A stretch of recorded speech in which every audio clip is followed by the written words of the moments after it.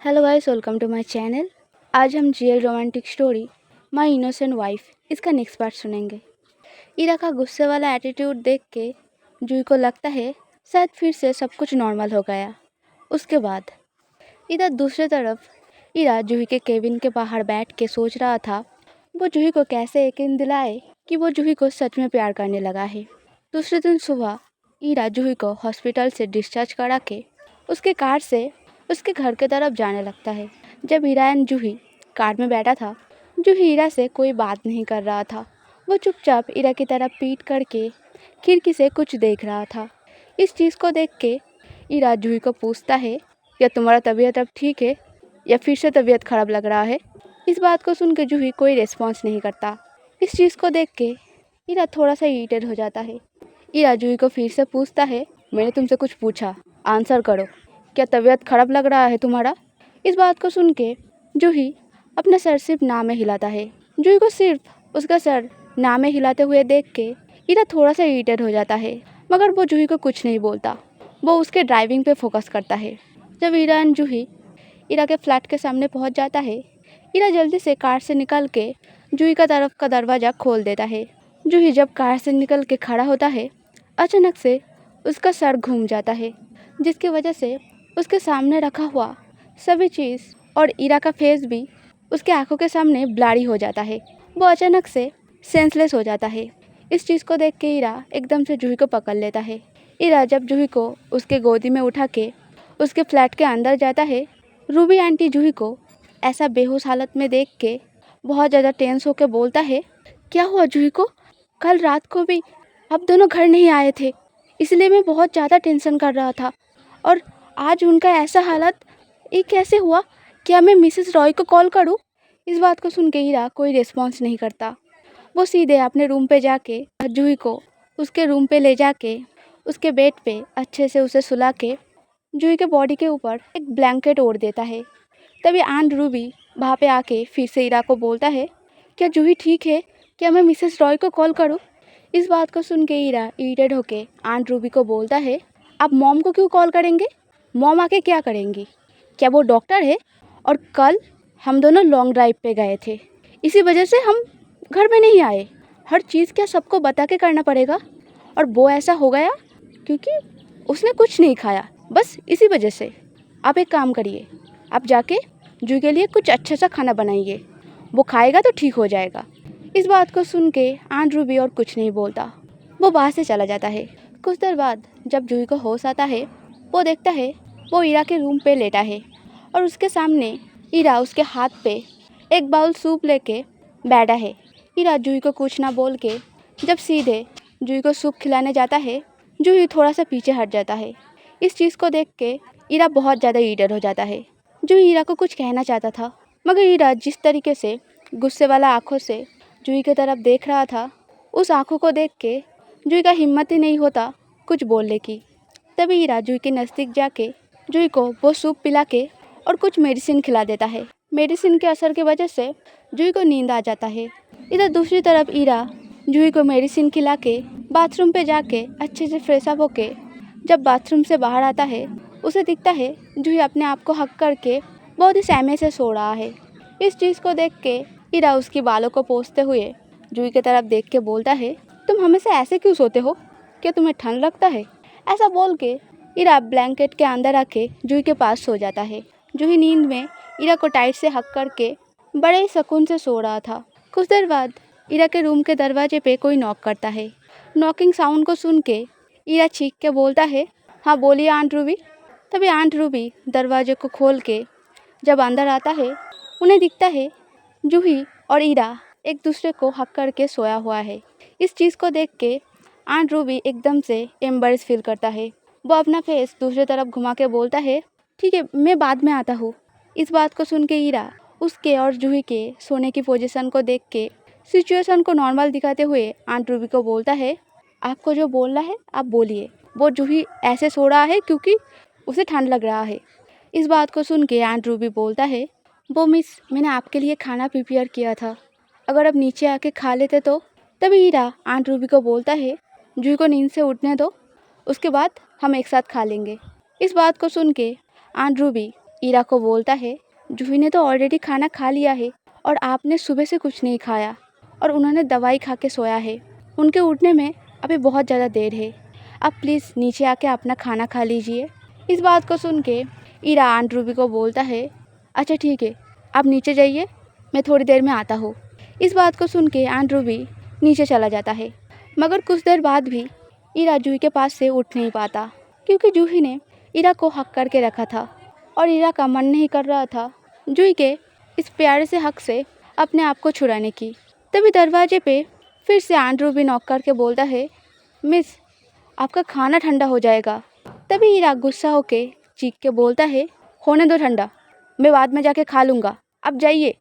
इस वॉइस को सुन के जूही का नींद एकदम से टूट जाता है। जब जूही देखता है ईरा और उसके सोने के पोजीशन को और उसने ईरा को हक करके रखा है, इस चीज़ को देख के ही जूही का हार्ट ज़ोर ज़ोर से धड़कने लगता है। पर उसे ये पता नहीं था ये डर की वजह से या किसी और चीज़ की वजह से। वो जल्दी से ईरा को हक से रिलीज़ करके उसका मुंह दूसरे तरफ घुमा के टर्न होकर सो जाता है। ईरा जब देखता है जूही ने उसको हक से रिलीज़ कर दिया है, वो थोड़ा सा सैड हो जाता है।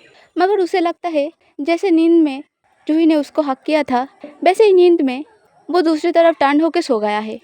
इसी वजह से वो ज़्यादा नहीं सोचता। वो जूही के पास से उठ के बाहर जाने ही वाला था, तभी उसे कुछ याद आता है। वो उसके कबर्ड से एक मोटा सा ब्लैंकेट निकाल के जूही के बॉडी के ऊपर देख के जूही को बोलता है, तुम थोड़ी देर वेट करो, मैं अभी आ जाऊँगा। I love you baby.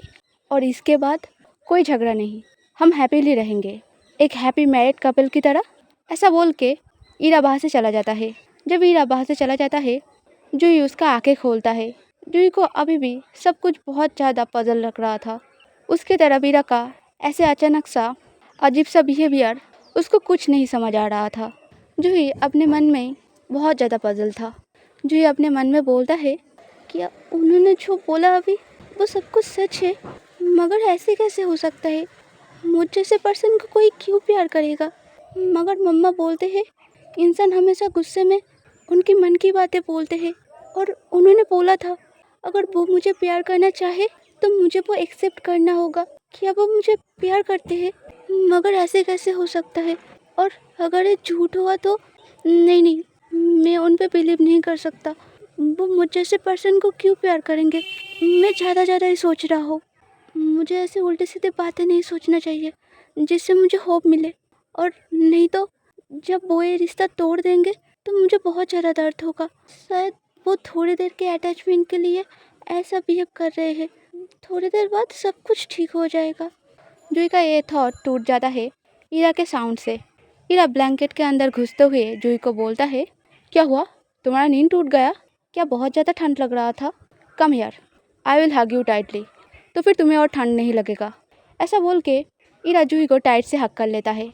जो ईरा के टाइट हक से अपने आप को छुड़ाने के लिए बहुत ज़्यादा छटपटाने लगता है।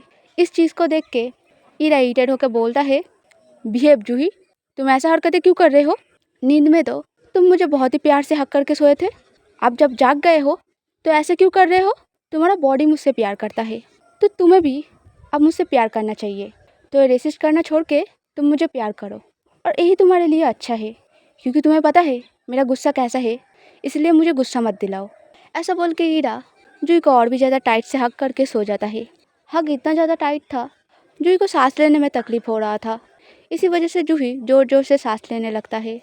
इस चीज़ को देख के ईरा उसके हक को थोड़ा सा लूज़ करके जूही को बोलता है, ओ सॉरी, शायद मैंने गलती से बहुत टाइट से तुम्हें हक कर लिया था, मगर इसमें तो तुम्हारी ही गलती है। तुम मुझे गुस्सा क्यों दिला रहे हो? और तुम्हें पता है जब मुझे गुस्सा आ जाता है मुझे कुछ भी ध्यान नहीं रहता। इसी वजह से मैं बोल रहा हूँ, मुझे गुस्सा मत दिलाओ, और पहले जैसे मुझे हक करके रखे थे वैसे ही हक करके सो जाओ। और वैसे भी कल रात मैंने तुम्हारे लिए सारा रात जगा, इसी वजह से मेरा भी नींद कंप्लीट नहीं हुआ। ऐसा बोल के ईरा एक बार जूही के फेस की तरफ देखता है, फिर वो अपने मुंह पे एक स्माइल ला के जूही को बोलता है, अब तुम ये सोच रहे हो मैं कितना अच्छा पार्टनर हूँ? हाँ, मुझे पता है मैं बहुत अच्छा पार्टनर हूँ, पर सिर्फ तुम्हारे लिए, इसीलिए बोल रहा हूँ तुम भी मेरे प्यार को चेरिश करो और मेरे साथ प्यार से रहो, ठीक है? तुम समझ गए ना? क्योंकि मेरा जैसा प्यार तुम्हें और कोई नहीं कर सकता। ऐसा बोल के ईरा जूही को हक करके सो जाता है। जूही का लाख रेसिस्ट करने का कोई फ़ायदा नहीं होता। उसको ईरा के साथ ज़बरदस्ती वैसे ही टाइट हक करके सोना पड़ता है। और इस टाइट हक की वजह से उसे बहुत ज़्यादा अजीब भी लग रहा था, क्योंकि माँ के अलावा पहली बार किसी दूसरे पर्सन ने उसे ऐसे टाइट से हक करके सोया था, और वो भी उसका वो पार्टनर जिसके साथ उसका रिलेशन डर, ट्रॉमा और फिजिकल के अलावा और कुछ भी नहीं। इस अनकंफर्टेबल हक की वजह से जूही को अच्छे से नींद नहीं आता, और दूसरे ओर ईरा इतने सुकून से सो रहा था जैसे मानो उसको हेवन से उतरी हुई कोई अप्सरा मिल गया हो। गहरे नींद में होते हुए भी ईरा के फेस पे एक छोटा सा स्माइल था जो उसके सेटिस्फेक्शन को बता रहा था। इधर जूही को एक सपना आता है। सपने में जूही और ईरा बीच साइड में चल रहा था। समुंदर का लहर जूही के पैर में टच होके फिर से वापस जा रहा था, जिसकी वजह से जूही को बहुत ही अच्छा लग रहा था। तभी जब जूही ईरा की तरफ देखता है, ईरा उसके तरफ देख के बहुत ही प्यार से मुस्कुरा रहा था। अचानक से ईरा का फेस का स्माइल एक डेविल सा मुस्कान में बदल जाता है। ईरा एकदम से जूही के हाथ को और भी ज़्यादा टाइट से पकड़ के जूही को अपने तरफ खींच के उसे फोर्सफुली किस करने लगता है, जिसकी वजह से जूही को सांस लेने में तकलीफ हो रहा था। तभी अचानक से ईरा जूही के लिप पे बहुत ही ज़ोर से बाइट करता है, जिसकी वजह से जूही एकदम से उसके नींद से उठ जाता है। जब जूही उसके नींद से उठता है, उसे दिखता है वो ईरा के चेस्ट के ऊपर मुंह के बल लेटा है। ऐसा सपना और इस तरीके का सोने की पोजीशन की वजह से जूही पसीने से पूरा भीग गया था। इस वजह से जूही इरिटेट होके ईरा का हाथ का ग्रिप जो उसके कमर में था उसे खोलने की कोशिश करता है, मगर वो जितना खोलने की कोशिश कर रहा था, ईरा का हाथ का ग्रिप उतना ही ज़्यादा टाइट हो रहा था, जिसको देख के लग रहा था ईरा जगा हुआ है और इस तरीके से जूही के साथ खेल के उसे मज़ा आ रहा है। ऐसा शक करके जब जूही ईरा के फेस की तरफ देखता है, उसे दिखता है ईरा गहरे नींद में था। इस चीज़ को देख के जूही फिर से ईरा के हाथ को खोलने की कोशिश करता है, मगर ईरा का हाथ का ग्रिप इतना ज़्यादा टाइट था, जूही उसे खोल ही नहीं पाता। जैसे जैसे टाइम जा रहा था, जूही को और भी बेचैनी होने लगता है उस टाइट ग्रिप से निकलने के लिए। ऐसे करते करते शाम से रात हो जाता है और जूही थक हार के ईरा के बॉडी के ऊपर फिर से लेट जाता है, और बहुत देर तक इस एक पोजीशन पे होने की वजह से जूही का पूरा बॉडी पूरा नम हो गया था। जूही को अब रोना आ रहा था। उसके बेचैनी और इरिटेशन को शांत करने के लिए जूही उसके एक हाथों की मुट्ठी से ईरा के साथ को कुचलने लगता है। तभी ईरा एकदम से नींद से उठ के उसकी गहरी वॉइस में जूही को बोलता है, क्या हुआ, कहाँ जाना है तुम्हें? ईरा की इस वॉइस को सुन के जूही डर डर के उसकी टेढ़ी आंखों से ईरा की तरफ देखता है। जूही को ईरा ऐसे उसके तरफ देखता हुआ देख के ईरा जूही को बोलता है, तुम्हें क्या कर रहे थे? कब से देख रहा हो, कुछ ना कुछ किए ही जा रहे हो। कभी मेरे साथ को कुचल रहे हो, तो कभी मेरे तरफ देख रहे हो, या कभी मेरे हाथों के ग्रिप को खोलने की कोशिश कर रहे हो। क्या तुम्हें मेरे चैन और सुकून को तोड़ने में मज़ा आता है? तुम्हारा प्रॉब्लम क्या है जूही, मुझे अच्छे से बताओ। जब जूही कुछ भी नहीं बोल रहा था, तब ईरा गुस्सा होकर बोलता है, क्या हुआ बताओ, मैं तो तुम्हें पूछ रहा हूँ ना, तुम्हारा प्रॉब्लम क्या है? तुम किस लिए ऐसा हरकतें कर रहे हो? ईरा की इन सारी बातों को सुन के जूही रोने लगता है। वो अभी ईरा की बॉडी के ऊपर से उठ के जाना चाहता था, मगर उसका बॉडी नम था, इसी वजह से वो कुछ नहीं कर पाता। जूही को ऐसा रोता हुआ देख के ईरा बहुत ज़्यादा इरिटेट हो जाता है। वो जूही को धमक लगा के बोलता है, क्या हुआ, मैंने तुम्हें आंसर करने को बोला था, रोने के लिए नहीं। तुम रो क्यों रहे हो? कुछ भी बोल दो, तुम्हारा रोना स्टार्ट हो गया। बस तुम्हें यही करना आता है और कुछ नहीं करना आता। जब जूही फिर भी रो रहा था, तभी ईरा साउट करके बोलता है, क्या हुआ, मैंने बोला ना तुम्हें चुप करने को। इस वॉइस को सुन के जूही एकदम से स्टार्लेट हो जाता है। उसका पूरा बॉडी कांपने लगता है। जूही के बॉडी के इस एक्शन और उसके टियारी सी आंखों को देख के ईरा को रियलाइज़ होता है उसने गुस्से में कुछ ज़्यादा ही बोल दिया। इसलिए वो जूही को एक्सक्यूज़ देते हुए बोलता है, वो मैं तुम्हें डांटना नहीं चाहता था। देखो, इतना ज़्यादा रोना तुम्हारी ही बॉडी के लिए अच्छा नहीं है, बस इसी वजह से मैं बोल रहा था। और रो मत, ठीक है? मैं तुम्हें और कुछ नहीं बोलूँगा। और तुम इतना डर क्यों रहे हो? वैसे कितना बजा है? ऐसा बोल के ईरा उसके फ़ोन को लेके जब टाइम देखता है, तब 10 बज गए थे। ईरा टाइम को देख के फिर बोलता है, बहुत ज़्यादा लेट हो गया है, तुम्हें शायद भूख लगा होगा।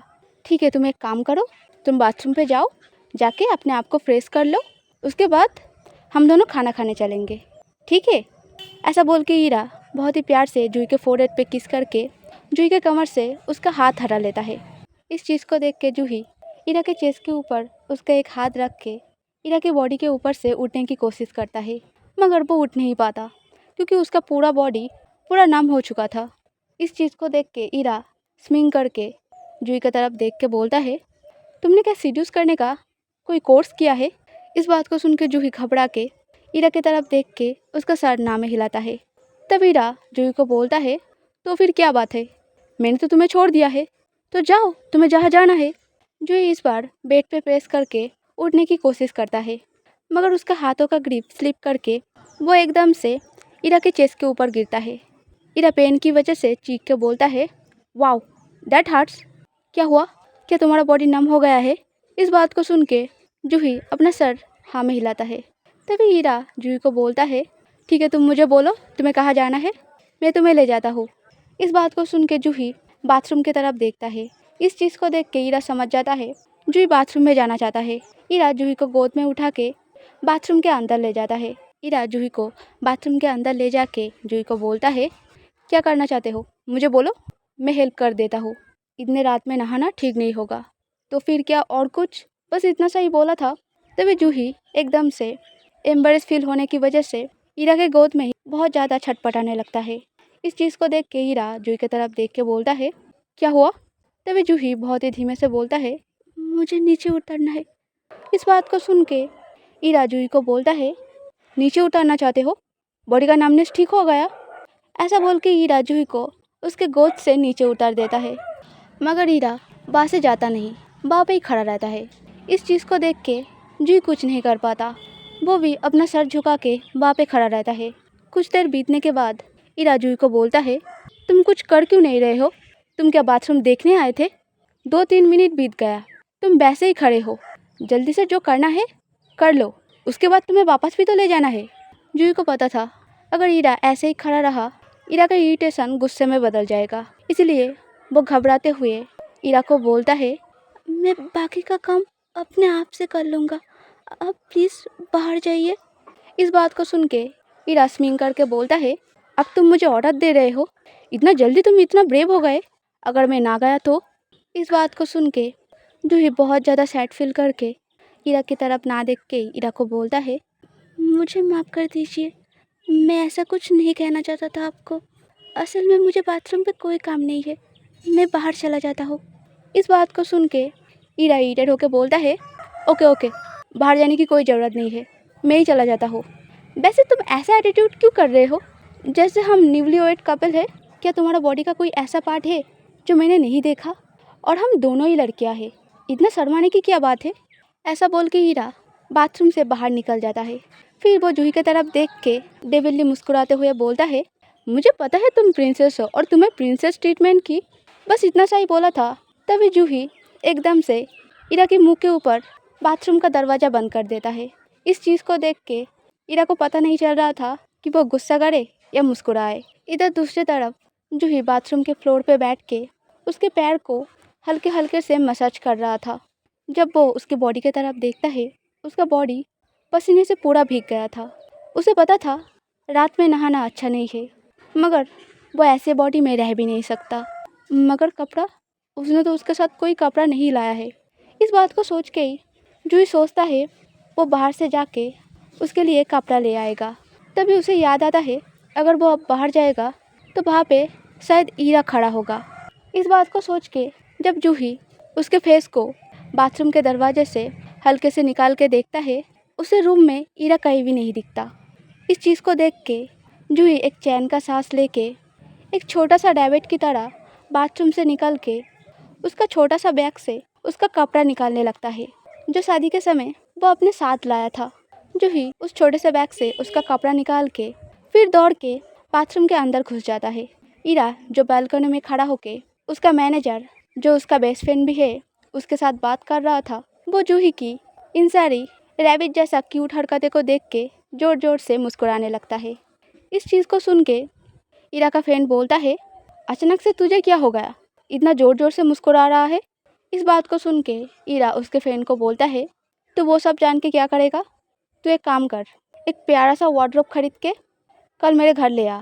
इस बात को सुन के इरा का फ्रेंड इरा को बोलता है, और मैं क्यों ये काम करूँ? इस बात को सुन के इरा उसके फ्रेंड को बोलता है, तू ये भूल मत, तू मेरे अंडर काम करता है, तो जितना बोल रहा हूँ उतना कर। इस बात को सुन के इरा का फ्रेंड इरा को बोलता है, ओके हमारे बॉसी लेडी, वैसे तुझे किस तरीके का वार्डरोब चाहिए? क्या वीडियो कॉल करके तुझे दिखाऊँ? इस बात को सुन के इरा उसके फ्रेंड को बोलता है, कोई ज़रूरत नहीं है, बस एक प्यारा सा कलर चूज़ करना, क्योंकि ये मेरे लिए नहीं है, तो मेरे हिसाब से मत ले आना। आज के लिए इतना ही।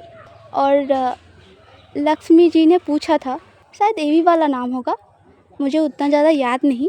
और भी कुछ पर्सन ने पूछा था, मुझे तुमसे प्यार है का नेक्स्ट पार्ट, तो उसका नेक्स्ट पार्ट और नहीं आएगा। वो वाला स्टोरी वहाँ पे ही ख़त्म हो गया। उसके बाद उस स्टोरी में और कुछ दिखाने लायक नहीं है, वो बस वहीं पे ख़त्म। अभी बस ये 3 स्टोरी कंटिन्यू होगा, और मैं कोशिश करूँगा जितना जल्दी हो सके उतना जल्दी अपलोड करने की। मैं वैसे तो ट्राई करता हूँ जल्दी स्टोरी देने की, मगर ना जाने क्यों स्टोरी लेट हो जाता है। और लेट होने का सबसे बड़ा कारण है 3 स्टोरी मैं एक साथ लिख रहा हूँ। हाँ, शायद 3 स्टोरी एक साथ शुरू नहीं करना चाहिए था, मगर क्या करूँ, मैंने तो शुरू कर दिया और मुझे तब अच्छा भी लग रहा था, मगर अब वो चीज़ बहुत टायरिंग है। सो थोड़ा सा समझिए। मैं ट्राई करूँगा स्टोरी जल्दी देने की। और सबसे बड़ी बात, स्टोरी अच्छा भी तो होना चाहिए ना। अगर स्टोरी अच्छा नहीं होगा तो आप लोग नहीं सुनेंगे। इसलिए स्टोरी जल्दी देने से अच्छा मैं स्टोरी अच्छा दूँ। और जो लोग भी प्यारा प्यारा कमेंट करते हैं उन सभी को बहुत सारा थैंक यू। मैं हमेशा तो रिप्लाई नहीं कर पाता क्योंकि मुझे समय नहीं मिलता, मगर मैं पढ़ता हूँ सबके कमेंट। कुछ पर्सन का तो स्पेशली वो लोग बहुत ही प्यारा प्यारा कमेंट करते हैं। मेरे वीडियो को देखने के लिए, मेरे वीडियो में कमेंट करने के लिए, मेरे चैनल को सब्सक्राइब करने के लिए बहुत बहुत थैंक यू। और इन फ्यूचर मैं कोशिश करूँगा स्टोरी जल्दी लाने की। और अगर स्टोरी जल्दी ना आए तो सॉरी, इसके अलावा मैं कुछ नहीं कर सकता। ठीक है, और ज़्यादा बात नहीं करता, आज के लिए इतना ही। अगर स्टोरी पसंद आए लाइक करना, कमेंट करना, सब्सक्राइब करना। Okay, bye bye.